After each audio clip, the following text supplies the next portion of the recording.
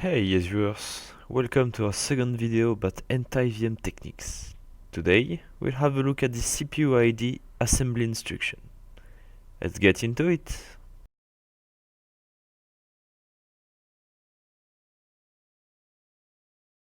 CPUID is an assembly instruction introduced by Intel in 1993.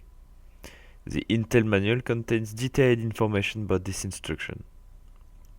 Although the manual is quite long, there is some interesting information in there.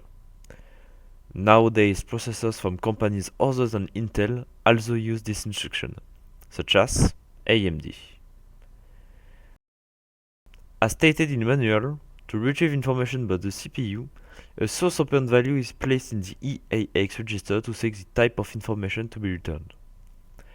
When the CPUID instruction is executed, the selected information is returned to the EAX, EBX, ECX, and EDX registers.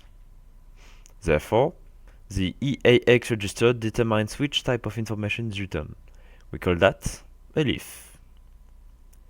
We will only discuss 32-bit register because the instruction only uses the 32-bit portion of the 64-bit registers. But how this is related to anti-VM techniques? Many pieces of information in the CPU can reveal if it is a virtual CPU. This leads us to our first technique, retrieving the hypervisor ID. The hypervisor is a piece of software that allows the host machine to run one or more virtual machines.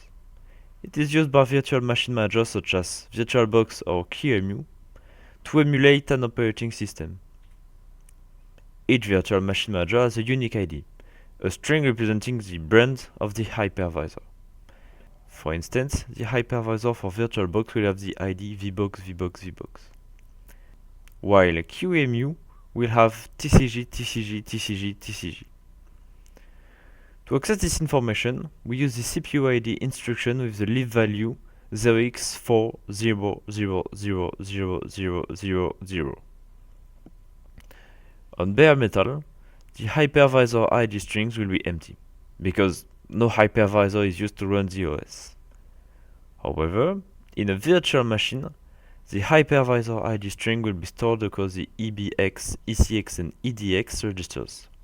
The first 4 bytes in EBX, the next 4 bytes in ECX, and the last 4 bytes in EDX. Now, how does a malware leverage that? It can retrieve the hypervisor ID and check if it matches non-hypervisor ID strings used by standard virtual machine manager. If it doesn't match, the malware may assume it's running on a physical machine. In the opposite case, if the malware finds a non-hypervisor ID, for example vbox vbox vbox, it might go dormant or even destroy itself.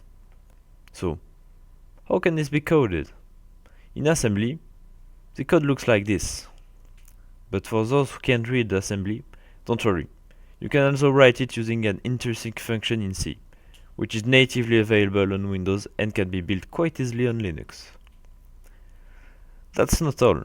There is another technique we want to discuss. Retrieving the hypervisor bit.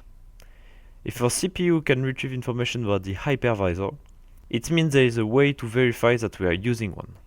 Enter the hypervisor bit, a piece of information that can be retrieved by using the leaf 0x1. Let's have a look at the Intel manual. Or not. We'll use the AMD manual for convenience. When we examine this section about CPUID with leaf 0x1, we see that the information written in ECX contains a bit, specifically the 31st bit, which is reserved for the hypervisor to indicate the guest status. This means that if we are running on a physical machine, this bit will be set to 0, and if we are running in a virtual machine, it will be set to 1. Using this, malware can check the bit and adjust its behavior accordingly. If it's 0, the program is running on a physical machine. If it's 1, the program is running on a virtual machine. In assembly, we use the instruction byte test ECX0x1F to store the hypervisor bit in the carry flag.